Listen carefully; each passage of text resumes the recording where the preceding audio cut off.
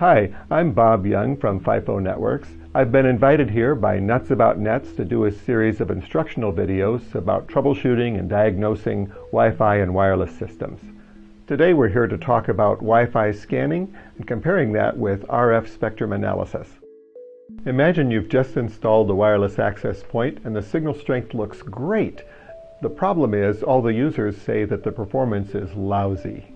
Or imagine this scenario. You go into a coffee shop and the signal strength is terrific, but when you try to connect to it, you find out that the performance is not very good at all. So what's the reason for a problem like that? When the signal strength is good, but it doesn't work the way you expect, there's got to be something else going on. Wi-Fi scanning will show us the available access points and will show us the signal strength, but it doesn't tell us everything we need to know.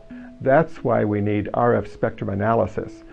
Here's a free app that you can use to see the signal strength of the different beacons, and it will tell you how strong they are, and you can see that signal strength change as you get closer and farther away. But it's not going to tell you anything about the interference that may be in the area. It only shows the beacons. An RF spectrum analyzer gives us a more complete picture of all of the RF energy in the environment. It may be from the access point, or it may be from other devices that are emitting RF energy. The RF spectrum analyzer is easy to use and gives us plenty of data in an easy to interpret format so that we can see what's clearly going on in the RF environment.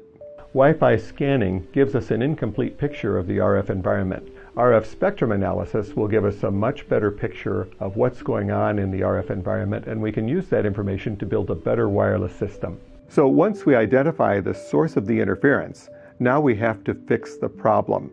We can do that in one of three ways. The first and most desirable way to fix the problem is to remove the source of the interference. If we can't turn off the interference or remove that piece of equipment, our second choice is to change the frequency of the access point so it isn't on the same channel as the interference. If we can't do that, our third option is to move the access point to a better location. So let's summarize what we've learned so far. Wi-Fi scanning, or 802.11 network discovery, will allow us to see the strongest access point, but it won't help us solve performance problems. The RF spectrum analyzer is easy to use, gives us plenty of information in a format that's easy to interpret, and allows us to actually solve performance issues. Thanks so much for watching the video. We've got some other videos with helpful information about specific wireless performance issues. I hope you'll check them out.